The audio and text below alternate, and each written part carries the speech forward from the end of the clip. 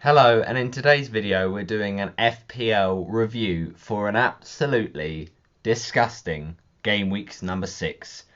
And I'll be honest, I cannot wait to do that wild card because it's been set up for a few weeks now. I planned it at the start of the season, this fixture swing, and the wild card just really can't come any sooner.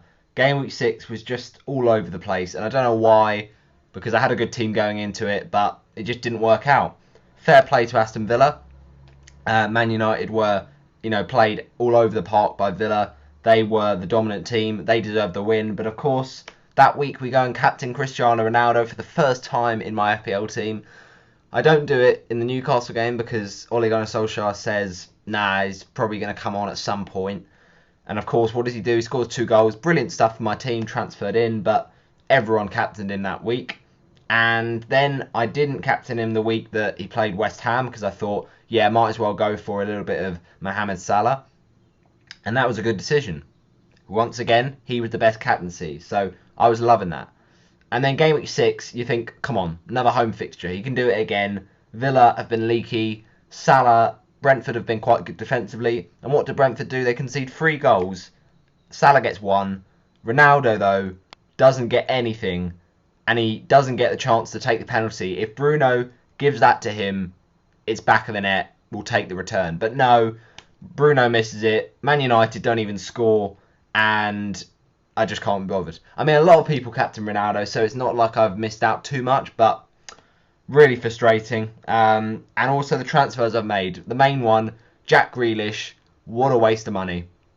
Fair enough, 100 million, but for my FPL team, that 8 million I thought was going to be a great little bit of value, but he just isn't really taking, quick enough for me to get the FPL returns. He's been pushed out wide, and it's just been a really frustrating one. And I had to sell Ismail Assar that week because I wanted to move around the budget, and I knew that Watford run of 3 fixtures was a decent shout for points. Norwich, Newcastle, Wolves. And we went with Ismail Assar out because he wasn't looking promising in the first couple of few games. Obviously, the first game against Villa looked brilliant, but I kind of thought that was just a opening day kind of vibe thing that we weren't going to carry it on. And we didn't really in terms of performances. Watford haven't been, good enough in terms of performances since the Aston Villa game. And if you have missed it, then do smash a like on my review of the game up against Newcastle United, which was our first draw of the season. But, it looked like Salah wasn't as good of an option, and I wanted to have Grealish that week against Arsenal. What do? They win 5-0, and Grealish gets 1 assist. And then, of course, you've got that game up against Leicester that I was kind of thinking, should I play him, should I not? Don't really mind, but he's still a good player. He blanks. And then Southampton, you think, come on, surely. He blanks. And then I bench him for Chelsea, rightly, but it's just frustrating because Salah in that time goes and gets a 15-point haul against Norwich, and then again he does it in that game against Newcastle with a nice goal, nice header, bonus points as well. It's just so unfortunate. So my transfers this season have been a bit questionable, and even one of the few transfers that I got bang on for 1 week benefit, Bamford in for Antonio, we had to reverse that this week. And at least at the end of the day, we had strikers playing both weeks. We got strikers returning both weeks. And Mikel Antonio did the absolute bits for me against Leeds on Saturday. So I was loving that. But it is still a very bad situation for my team. And that's why we're wildcarding. Because these fixtures coming up, I tell you, they are saucy. But let me get into my FPL review for game week number... Oh, it's number 6. Yes, let's just forget about it. But if you do want to see what my FPL team is looking like, lining up for the wild card in Game Week 7, then do check out the FPL Juice YouTube channel, because I, of course, do all my Watford Juices videos there, previewing it in a 2-minute snapshot for Game Week 7 and Game Week 6 as well. That was a decent prediction. I think I said 2-0 when I went on the Toon review. That was a great opportunity, and I did say there was 2 goals in that game, but unfortunately not both for Watford. And King, I thought, would have something in that game. He did score, and of course got it disallowed, so very, very unlucky there. But yeah, do make sure you check out my match review, and let's get into this FPL review then for game week number 6. So as I mentioned before, but I made only one transfer this game week, just the one. You think, come on, like my team's good enough, we should be decent. It's not too much of an issue. So what we do is we make the transfer of Bamford out for Antonio, because Bamford was ruled out by Marcelo Bielsa the week after I bring him in. Not ideal, because I knew that the Leeds fixtures were really good long term. But the problem is, Leeds, are they actually good assets despite the fixtures? They're doing a little bit of a Wolves, but then of course Wolves winning that game against Southampton. Is Jimenez an option now?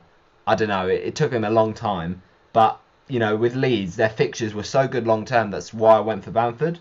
And obviously they lost against West Ham, still very leaky. You know, Harrison comes back, fair enough. Rafinha fit to play, fair enough. And Bamford maybe will be back for Watford. So, you know, watch out for Leeds. But I still kind of think, are they worth investing in when you can get some more, you know, solid picks at that price point? I don't know, just my opinion.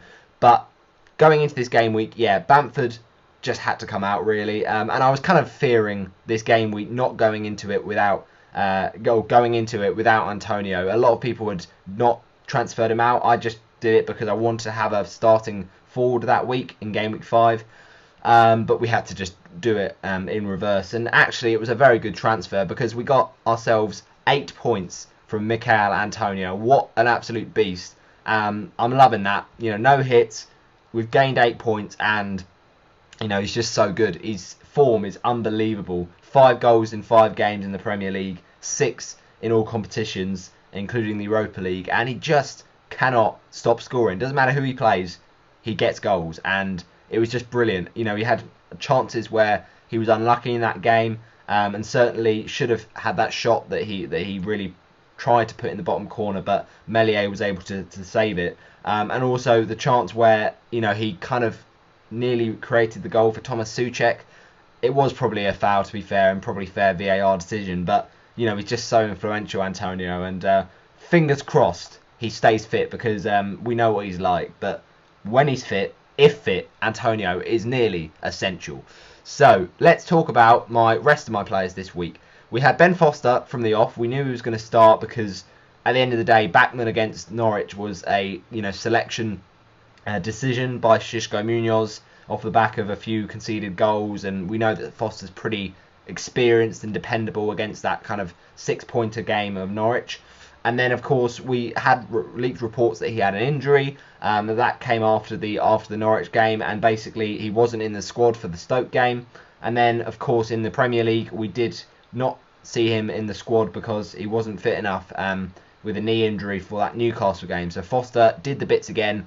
We had the faith, and for a 40 million starting goalie, it wasn't too bad.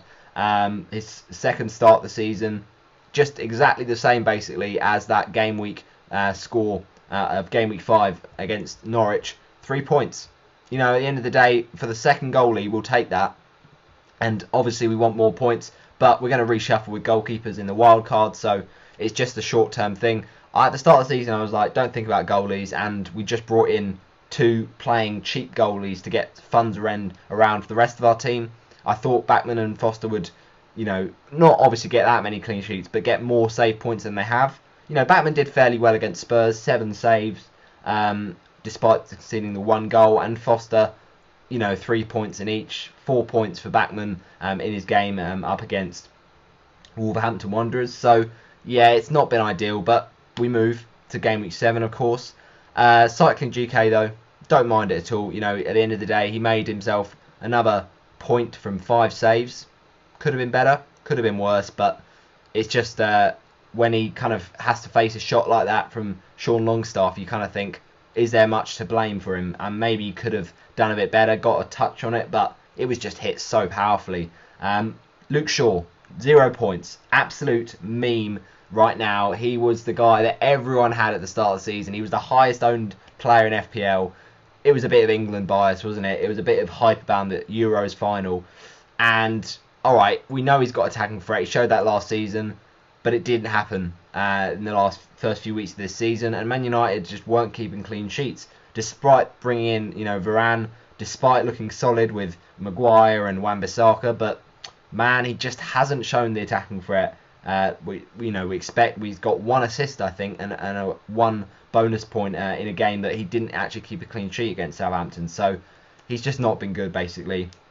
And what happens? No, not just the fact he gets yellow carded. He goes off injured and doesn't even play the first half. So 0 points. You hate to see it. It looks as if he's not played, but he has. It's just that's as little of the game he got. And of course, in hindsight, I start one of my other players ahead of him. But it's unfortunate, really, isn't it?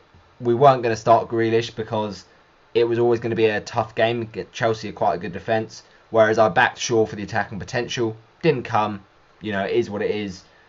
I kind of thought maybe Villa wouldn't score in that game, but either way, Shaw is still the better asset this season in terms of fixtures and in terms of the defence he's made up of. So it wasn't a bad decision. It was just an unfortunate outcome. Trent Alexander-Arnold, 1 point. Are you joking? Brentford, man, that looked like a clean sheet all day long, but fair enough. Brentford look a real Premier League side. They look really up for it, and they're never giving up. So, fair enough. Trent did make a few mistakes. Obviously, tried to clear off the line the first goal. Well, yeah, it was kind of like, I think it was it Mane or it might have been Trent sliding in to try and prevent. I think it was Fabinho actually. The goal from Pinnock, and then the second goal from Janelt was tried to clear off the line from Trent, but he couldn't do anything. So it's not ideal. 1 point, obviously, you don't like to see it. 3 goals conceded. That won't happen for Liverpool every game, you wouldn't imagine. And obviously no attacking return, but he's only just been back in the team after his illness, so we'll let him off. But he's still a great season asset for 7.5 million. He gets so many attacking potential. Livramento, this guy, I hate to say it, people, but he's actually more of a disappointment this week than Shaw. The reason I say that is, at least with Shaw, we kind of were let down before. But with Livramento, he's been doing bits recently. And this was the 1 week that I've decided to start him. The other 2 weeks, we benched him. And of course, he got clean sheets in both of them. But no, he can't keep a clean sheet against toothless Wolverhampton Wanderers. Brilliant. I mean, yeah, it's just the week that Wolves decide to score with Jimenez and get their second away win of the season. So, actually, Southampton have been good defensively. Is it much of a mess that Watford lost against Wolves? We'll see. But anyway, Livramento, he's still a great option, but he's a bench fodder. And he just comes in for this game, gets the same as Trent. Gets the same as Ben White, who we'll come on to in a second. Just not ideal, really. I thought he would get a little bit more than that, but 1-0 to Wolves is how it ended. Ben White, though, look, I wasn't going into this optimistic. I was needing like a miracle to save me, basically, like a 14-pointer from Ben White, because, I just knew that it was going to be a tough one. I was probably facing the red arrow this week. And I kind of thought, there's more chance of Spurs not scoring than there is of Grealish returning, if that makes sense, because I knew Chelsea were good defensively. And to be fair, that was pretty much close enough. Tottenham nearly didn't score in that game, but they did. 3-1 it finished, and no clean sheet for Ben White. But he's a bit of a sleeper option. If you're not going to wild card, which I will be, then maybe, you keep him as one of your bench players for good fixtures. Arsenal will still keep the odd clean sheet against some good teams they've got coming up. I think they've got Palace quite soon. I know they've been good, but, at the Emirates, you'd back Arsenal to do decent there. And then Aston Villa, okay, yeah, they've been scoring goals, but Brighton, meh, not bad. Watford, obviously, no disheartening of my own team, but, at the Emirates, Arsenal are quite strong usually. We have beaten them before through Deeney in 16-17 and before that, but yeah, I just think the fixtures are quite good. Obviously, game week 12, you want to be avoiding them. They face Liverpool, but then they've got Newcastle, so it's not all bad for Arsenal. Obviously, defensively, they're still not one of the best teams to invest in, but Ben White's a cheap option. Don't have to think about it too much. The defence was an absolute shambles, really. No one got any more than Ben Foster's 3 points, and we had 3-2-2-1-0. Not having it. So, midfield, surely a bit better. Okay, yeah, decent. Liverpool basically was my midfield, and that's who delivered. Greenwood, frustrating. I mean, he had that chance that he kind of was fed in, and really, he's playing up front at this point. Ronaldo was playing way too deep for my liking, but it's a good chance. He cuts inside, and it's just such a weak shot, straight into the arms of Martinez. So, yeah, Greenwood disappointing, but we knew he was going to be not, necessarily an asset going forward. It's just we got him in this purple patch, and that was decent enough, I suppose. Villa's still not a bad fixture, so we thought we might as well play him. And hopefully, for his sake of, for his development, he keeps playing. But I just think there's a bit of a Manchester United roulette at the minute. There's just so many options they've got. Cavani's now back fit, and he played and obviously was part of the winning of the penalty from Courtney Hawes. And actually, when you think about it, I think that Man United team, they can play anyone in pretty much any position. So, yeah, it is what it is. Jota 7 points. Look, we waited so long for this guy to return, and he did test my patience. But we got the goal. And to be fair, I'll probably move him on in the next few weeks because Firmino's back in training. We don't want that headache, really. But he was not the investment we all thought he would be from game week 4 onwards.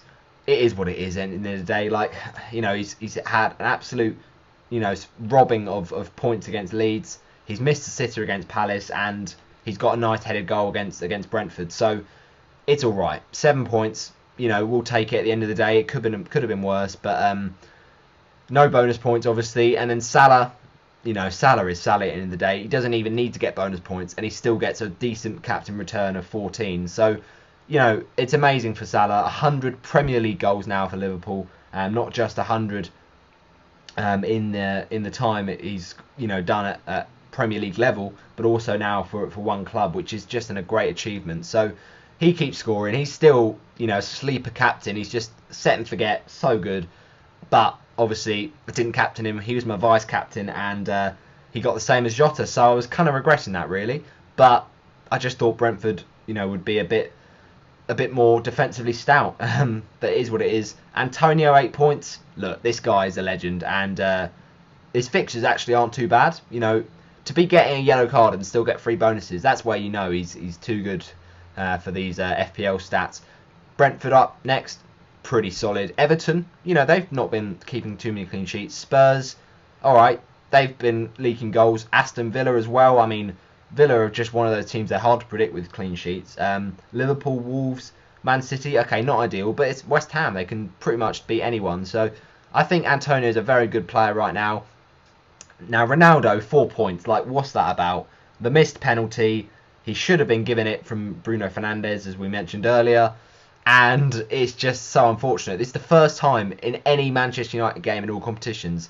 Well, I'm not sure if he played in the Carabao Cup against West Ham, but that's irrelevant. Who cares about that Mickey Mouse competition? But the point is, it's just irrelevant. Like, we captained him, and it just wasn't his day. It wasn't his day, but it's just such a shock to see him not score. So, of course he's going to want to bounce back.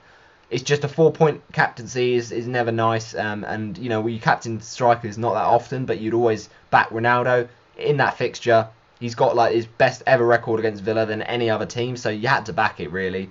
But it just didn't really come to the fore. Dennis, 1 point. This is a bit of a similar story to the Salah transfer nightmare. Dennis has just been not really useful since I brought him in. And I kind of just think, why did I sell Ivan Toney? Because a lot of people were like, yep, start the season, you've got to have Ivan Toney and stay patient with him because the Brentford fixtures, they're not bad for a long while. But what do? I don't stay patient. He scores via Aston Villa. He scores again via Wolves. And of course, he gets an assist, against Liverpool. He's just now an FPL option. And Liverpool obviously would have thought they should have won that game. But Brentford's fixtures are still tough. It's just, are Brentford good enough to still get points? It's just crazy stuff. So, yeah, Tony's been a bit of a, annoying thing, really. Dennis, 1 point all day long. And it's just like, how are you doing this? You're blanking and you manage to get yellow cards as well. Just not ideal stuff, really. We benched him, fair enough. That was a good decision against Spurs. But then, of course, we played him. He gets another yellow card against Wolves, 1 point. We played him against Norwich. We think, come on, you've got to outscore Ismaila Sarri. Gets outscored by 9 points. Oh, actually, even more than that, I think. Was it 15 points? It probably was, actually. Yeah, no, against Norwich. So, yeah, 9 points. And then you've got, obviously, that Newcastle game. and he just does the exact same thing, gets a yellow card, doesn't even last the 75 minutes, and gets subbed off. It's just like, can't be bothered, man. So I might keep him for Leeds, I don't know, but it's just, I should have gone with Salah, and I could have kept the faith, but it's just the way things work. Backman 0 points, Grealish 3 points. As I mentioned with Grealish, I was, a bit frustrated with that transfer, but I was happy to bench him this week. In hindsight, he scored more than White, Livramento, Trent, and Shaw, and of course Greenwood, and Dennis. But it's just like you back him to blank, and that's exactly what he did. So I did well in that respect. He didn't punish me, although he did have a few chances where I was watching it on Match Today. By the way, I did the Match Today challenge where I was out all day on Saturday, came home, and literally had no idea of any of the games, any of the scorers. And I got to say, it was a stressful experience. I didn't like it, okay? Like, I was just too passionate for my FPL team, too passionate and worried about what Watford did. And I was actually watching through, my eyes, really. Watching through my fingers. That doesn't make sense, through my eyes. To see if Grealish would return. And he had a couple of chances where, inches the difference. And Mendy made some good saves. And also, that was the thing with Watford. And, it was just frustrating to see us go behind, obviously. But to get a point, it is what it is. So 2 points from Brownhill. He's not been a good option, and he's been, falling in price constantly, which is not good. He's now at 4.4. I say constantly, it's the first one he's done, but he's just not been getting attacking returns. We don't want him to, really, on our bench, but he's just not really looking like an option at all. So we probably should have picked someone like Gilmore, or maybe even someone like Yves Bissouma, who's at least got some kind of attacking returns this season. I don't know how important it is. It's not that much of a threat. And Ayling 0 points. We knew he was not going to play this week. Last on bench. It is what it is. We didn't want to take a hit, so we left him there. And Backman the same, 0 points. So, 37 points is not ideal stuff at all. We're pretty disappointed with that, actually. I just think this game week was just pretty hard to predict. The reason I'm doing it now is I don't have any Palace or Brighton players. So that's why, basically. I just had a feeling that Heung-min Son was going to score as well. But of course, we don't have him. And Saka doing really well for Arsenal in that game. Odegaard, a yellow card. And Ramsdale, I kind of thought about, but it's just seeming to be a little bit of a risky strategy. And I was pretty surprised to see Salah so high up on the bonuses. I know he made a few saves and he got an assist, to be fair to him, but 51 on the bonus point system is pretty mad. And Semedo just missing out on bonus points there, so that's interesting. But yeah, all in all, not a good game week. We need to forget about this one, dust ourselves down, and really brush ourselves off. We just prayed for something from Livramento and White, but it didn't come today, and it's a pretty sloppy game week. So I'll just check for you people what we're looking like on live FPL. It says right now that I'm 399 overall points, and I think it says 490,000 and 943 overall rank. But let me just check for you that is actually genuinely reliable. Bear with. What we saying? Oh dear. Can he actually remember his FPL ID? That's the question. Oh, I hate it when this happens. Allow it. I will be there. I will let you know in a second. Bear with. Yeah,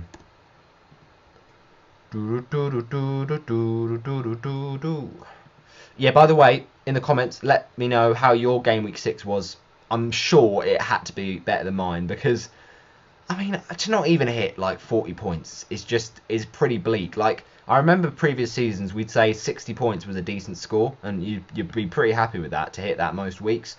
But these days, the average has gone up, and the standard's gone up, and you're thinking you needed at least 65, 70 points minimum to have at least a bang average week, and a lot of people got 80 points.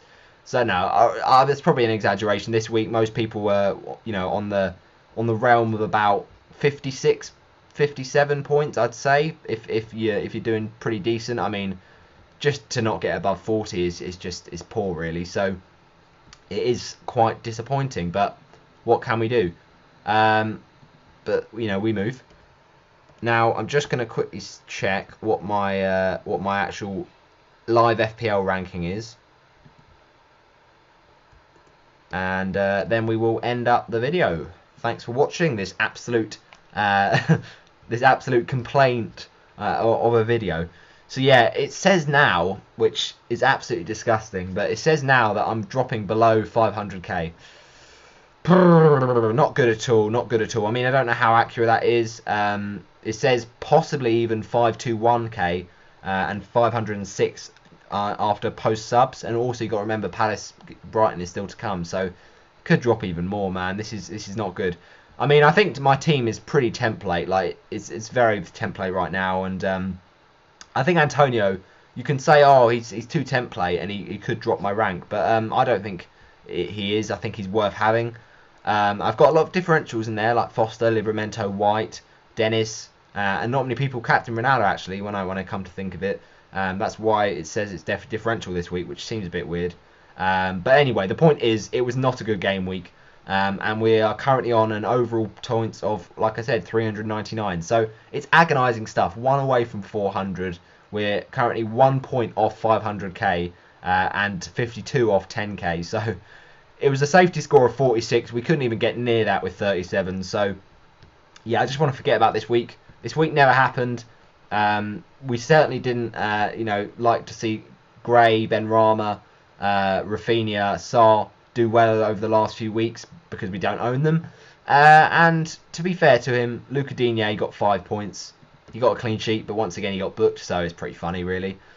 But not good for my team, not good at all. The last thing to say is that in terms of my overall rank on FPL website, I don't know if this is the right updated version, but it's 490,943. And amazingly, there's now 8,261,667 FPL players, which is pretty insane, to be honest. But I was saying earlier, watch FPL Juice for sure, but definitely on Thursday, catch Jay. He is the Roundup show host. You can follow him at Stadium of Sports on Twitter. And basically, he's going to go through and help me go through what my wildcard lineup will be. So that'll be really exciting. I'll try and show all my different reasons for picking certain players in the team. And yeah, that should be great fun. So thanks for watching my FPL review. I know it's been a bit longer than usual, but I just had a few things to cover. A few things I didn't really want to cover in this pretty dreadful game week, but forget about it. We move to next game week. We go again, and we put a pin in it. It never happened. It's fine. It's not a problem. I know, obviously, Green Arrow-wise, we've not been good this season. We've only got one, and that was, of course, Game Week 5.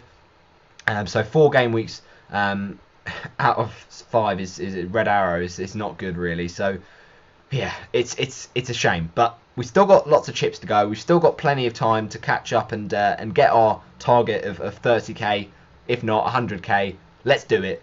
Thanks for watching. Bye-bye.